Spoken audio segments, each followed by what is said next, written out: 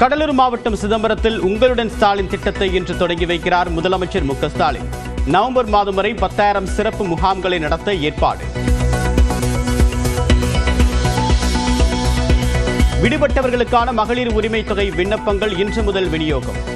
உங்களுடன் ஸ்டாலின் முகாம்களில் விண்ணப்பத்தை பெற்றுக் கொள்ளலாம். கடலூர் மாவட்டம் விருத்தாச்சலம் திட்டக்குடியில் ரோட் ஷோ சென்ற எதிர்க்கட்சித் தலைவர் இபிஎஸ் தன்னுடைய ஆட்சியில் என்ன குறை இருந்தது என்று கூறினால் பதிலளிக்க தயார் என்று துணை முதலமைச்சருக்கு சவால். சென்னை மற்றும் புறநகர் பகுதிகளில் நேற்று இரவு பரவலாக கனமழை. வெப்பம் தணிந்து குளிர்ச்சியான சூழல் நிலவியதால் மக்கள் மகிழ்ச்சி.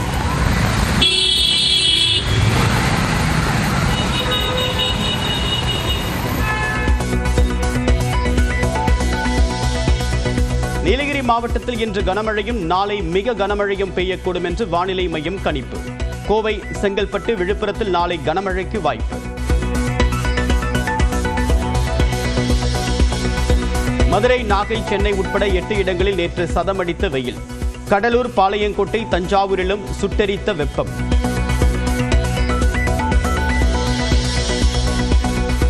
உடல்நலக் குறைவால் உயிரிழந்த பழம்பெரும் நடிகை சரோஜா தேவியின் உடல் இன்று நல்லடக்கம். நடிகர்கள் விஷால், கார்த்திக், அர்ஜுன் உள்ளிட்டோர் நேரில் அஞ்சலி.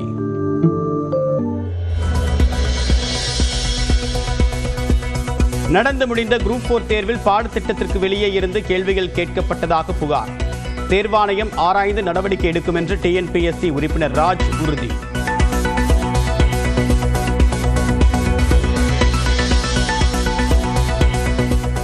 தமிழக காவல்துறையில் 5 ஐஜிக்கள் உட்பட 33 ஐபிஎஸ் அதிகாரிகள் பணியிட மாற்றம். அஜித் குமார் மரணத்தால் காத்திருப்போர் பட்டியலில் வைக்கப்பட்ட சிவகங்கை எஸ்பிக்கு சென்னையில் பணி.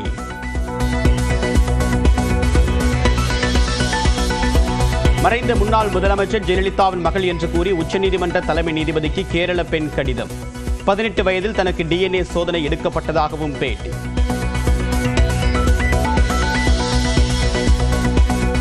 ஜோலார்பேட்டையில் ஓடும் ரயிலிலிருந்து கர்ப்பிணியை கீழே தள்ளிய ஹேமராஜுக்கு சாகும் வரை சிறை தண்டனை. மத்திய மாநில அரசுகள் 1 கோடி ரூபாய் இழப்பீடு வழங்க திருப்பத்தூர் நீதிமன்றம் உத்தரவு. வேட்டுவம் படப்பிடிப்பில் சண்டை பயிற்சியாளர் மோகன்ராஜ் உயிரிழப்பு. சண்டை காட்சி வீடியோ வெளியான நிலையில் இயக்குநர் ப. ரஞ்சித் உட்பட 4 பேர் மீது வழக்கு.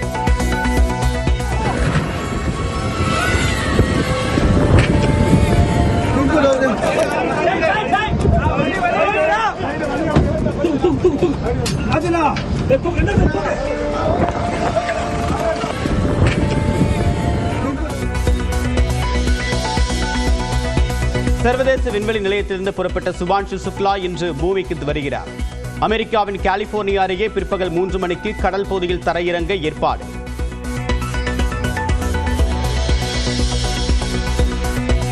யூடியூபில் இருந்து பெறப்படக்கூடிய வருமானத்திற்கான புதிய கட்டுப்பாடுகள் இன்று முதல் அமல். செயற்கை நுண்ணறிவு மூலமாக உருவாக்கப்படக்கூடிய வீடியோக்களுக்கு வருமானம் கிடையாது என்று அறிவிப்பு.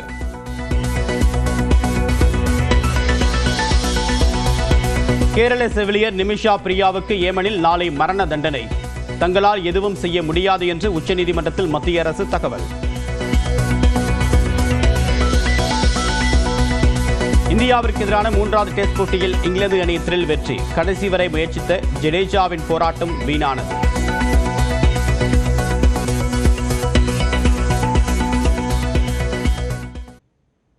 உங்களுடன் ஸ்டாலின் திட்டத்தை முதலமைச்சர் மு க ஸ்டாலின் இன்று தொடங்கி வைக்க இருக்கக்கூடிய நிலையில் முகாம் நடத்துவதற்கு முன்பாக தன்னார்வலர்கள் மூலமாக மக்களுக்கு தகவல் தெரிவிக்கப்படும் என்று தமிழ்நாடு அரசின் செய்தி தொடர்பாளர் அமுதா தெரிவித்துள்ளார். வீடு தேடி அரசாங்கம் வருது, உங்களோட சிக்கலுக்கு தீர்வு கொண்டு தருது.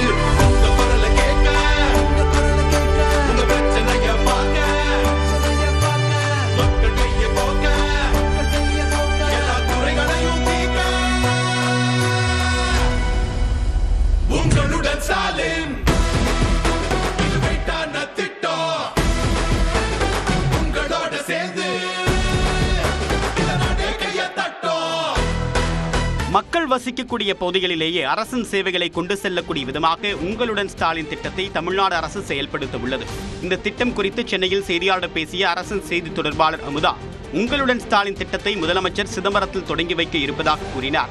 இத்திட்டத்தின் கீழ் நகர்ப்புறங்களில் 3738 முகாம்கள், ஊரக பகுதிகளில் 6232 முகாம்கள் என்று நவம்பர் மாதம் வரை 10,000 முகாம்கள் நடத்தப்பட உள்ளதாகவும், நகர்ப்புறத்தில் 43 சேவைகள், ஊரக பகுதிகளில் 46 சேவைகள் வழங்கப்பட உள்ளதாகவும் தெரிவித்தார். கேம்ப் நடப்பதற்கு ஒரு வாரம் முன்னாடியே வீடு வீடாக சென்று தன்னார்வலர்கள் மூலமாக நீங்க இந்த கேம்புக்கு வாங்க, உங்க ஊர்ல இந்த கேம்ப் இந்த இடத்துல நடக்க போகுது, அந்த ஊர்ல உள்ள பள்ளிக்கூடமோ கல்யாண மண்டபமோ இல்ல கம்யூனிட்டி ஹால்லே இந்த மாதிரி கேம்ப் நடத்த போறோம், அங்க இந்த துறைகளுடைய சேவையெல்லாம் வழங்க போறாங்க.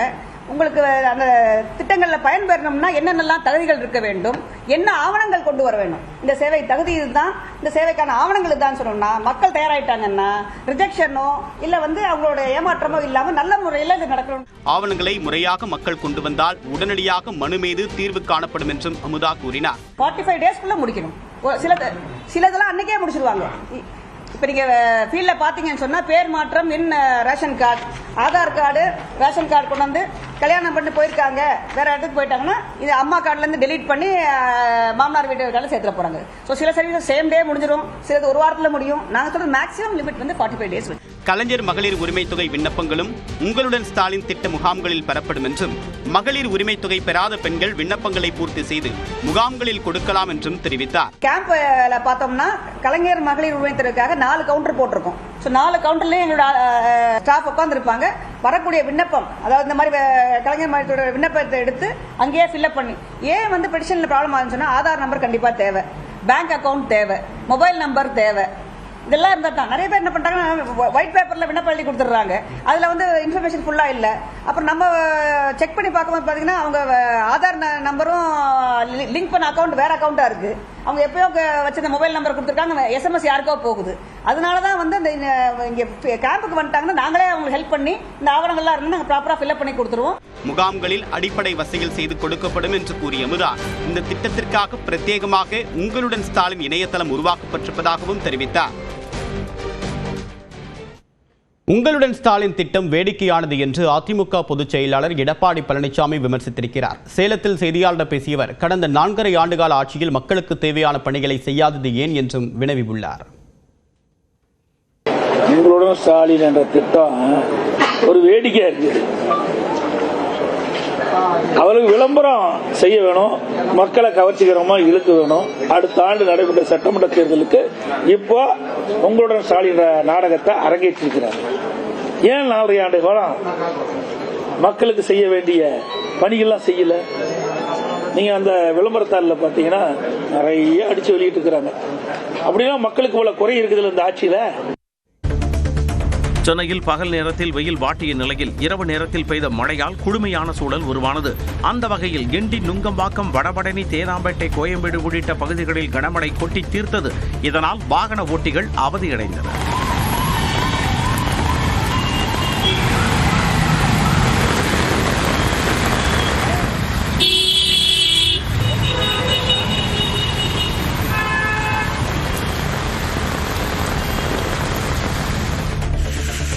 சென்னை புறநகர் பகுதிகளான பூந்தமல்லி, மாங்காடு, போரூர், குன்றத்தூர், ஐயப்பந்தாங்கல் உள்ளிட்ட பகுதிகளில் பரவலாக மழை பெய்தது. இதனால் தாழ்வான பகுதிகளில் ஆங்காங்கே மழைநீர் தேங்கியது.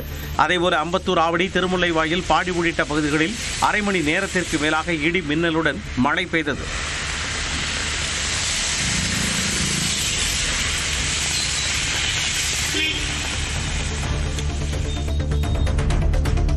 சென்னை உட்பட வட தமிழ்நாட்டில் நாளை இரவு முதல் மழைப்பொழிவு அதிகரிக்கும் என்று தனியார் வானிலை ஆய்வாளர் பிரதீப் ஜான் தெரிவித்துள்ளார்.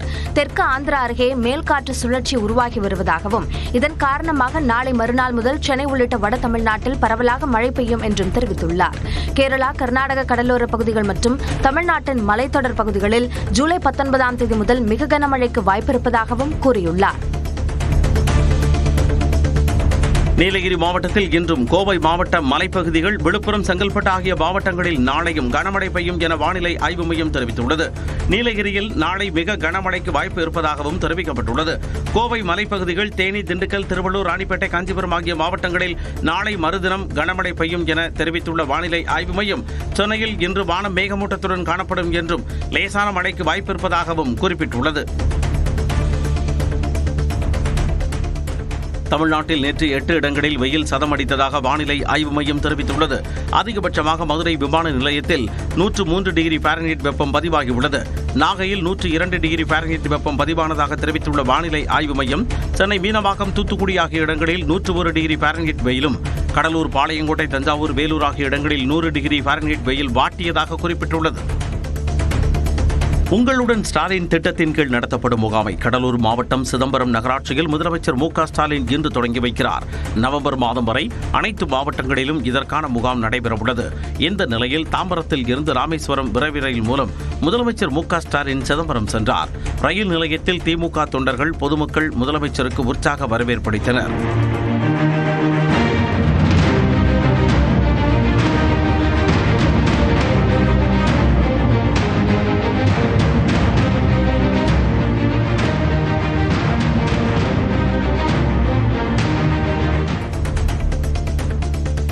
கடலூர் மாவட்டம் திட்டக்குடியில் சுற்றுப்பயணம் மேற்கொண்ட அதிமுக பொதுச் செயலாளர் எடப்பாடி பழனிசாமி தன் மீதான தனிமனித விமர்சனம் குறித்து ஆவேசமாக பேசினார்.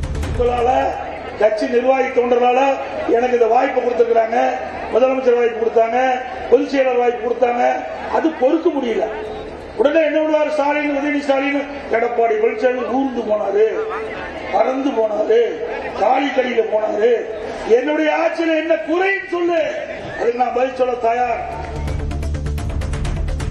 பாமக துணை பொதுச் செயலாளர் ஏ.கே. மூர்த்தி இல்ல திருமண நிகழ்ச்சியில் பாமக கௌரவ தலைவர் ஜி.கே. மணி, பாமக தலைவர் அன்புமணியும் பரஸ்பரம் சந்தித்து நலம் விசாரித்துக் கொண்டனர். சென்னை கிண்டியில் உள்ள நட்சத்திர விடுதியில் நடைபெற்ற இவ்விழாவில் இருவரும் சந்தித்து பேசிக் கொண்டனர். விழாவில் ராமதாஸ் கலந்து கொண்ட நிலையில் அவர் செல்லும் வரை காத்திருந்த அன்புமணி அரை மணி நேர தாமதத்திற்கு பின் மனைவி சௌமியா மற்றும் மகளுடன் நிகழ்ச்சியில் பங்கேற்றார்.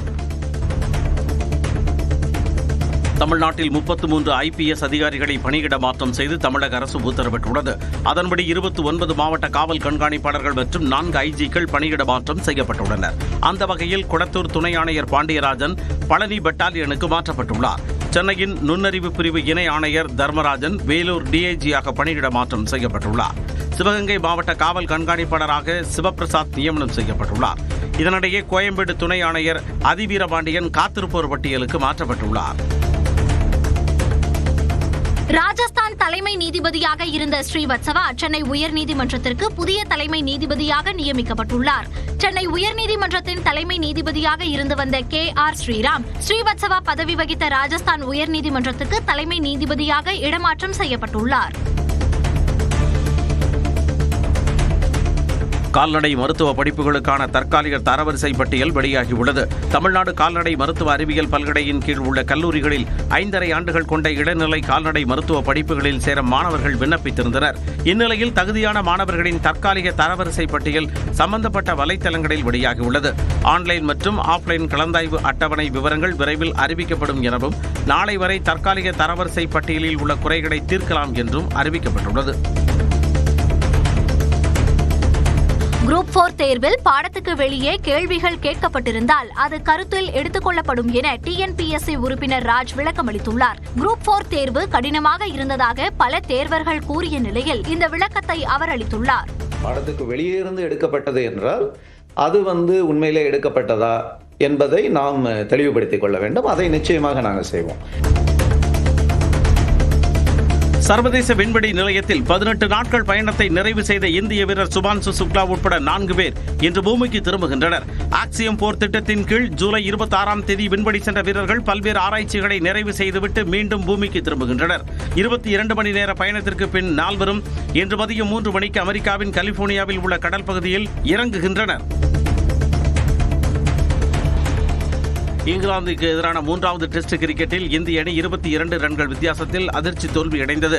192 ரன்கள் இலக்கை நோக்கி விளையாடிய இந்திய அணியில் KL ராகுல், ஜடேஜா தவிர்த்து மற்ற வீரர்கள் சொற்ப ரன்களில் ஆட்டமிழந்தனர். இந்த வெற்றியின் மூலம் டெஸ்ட் தொடரில் 2-1 என்ற கணக்கில் இங்கிலாந்து முன்னிலை பெற்றது. இவ்விரு அணிகளுக்கு இடையிலான 4வது டெஸ்ட் ஜூலை 23ஆம் தேதி மான்செஸ்டரில் தொடங்குகிறது. இயக்குனர் ரஞ்சித் இயக்கி வரும் வேட்டுவம் படப்பிடிப்பில் ஏற்பட்ட விபத்தில் சண்டை பயிற்சியாளர் மோகன்ராஜ் உயிரிழந்த சம்பவம் சோகத்தை ஏற்படுத்தியுள்ளது. கார் சேசிங் காட்சிகளை படம் பிடித்துக் கொண்டிருந்த போது அந்தரத்தில் பறந்த கார் கீழே விழுந்தது. காரில் பயணித்த சண்டை பயிற்சியாளர் மோகன்ராஜ் மாரடைப்பு ஏற்பட்டு உயிரிழந்ததாக கூறப்படுகிறது.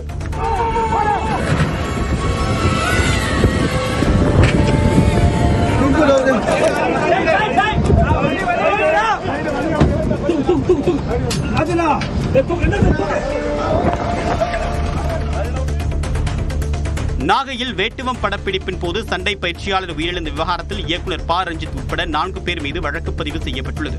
விழுந்தமாவடி கிராமத்தில் சண்டை காட்சிகளை படமாக்கும் போது சண்டை பயிற்சியாளர் மோகன்ராஜ் நெஞ்சுவலி ஏற்பட்டு உயிரிழந்ததாக கூறப்பட்டது. இந்நிலையில் கார் சண்டை காட்சியை படமாக்கிய போது ஏற்பட்ட விபத்தில் அவர் உயிரிழந்த வீடியோ காட்சியில் வெளியானது. இதையடுத்து இயக்குநர் ப ரஞ்சித் மற்றும் ராஜ்கமல், வினோத், பிரபாகரன் ஆகியோர் மீது கீழையூர் காவல் நிலையத்தில் வழக்கு பதிவு செய்யப்பட்டுள்ளது.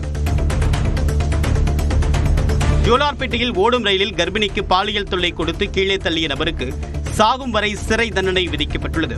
கடந்த பிப்ரவரி மாதம் இன்டர்சிட்டி விரைவு ரயிலில் பயணம் செய்த 4 மாத கர்ப்பிணி கீழே தள்ளிவிடப்பட்டதில் அவருடைய கரு கலைந்தது.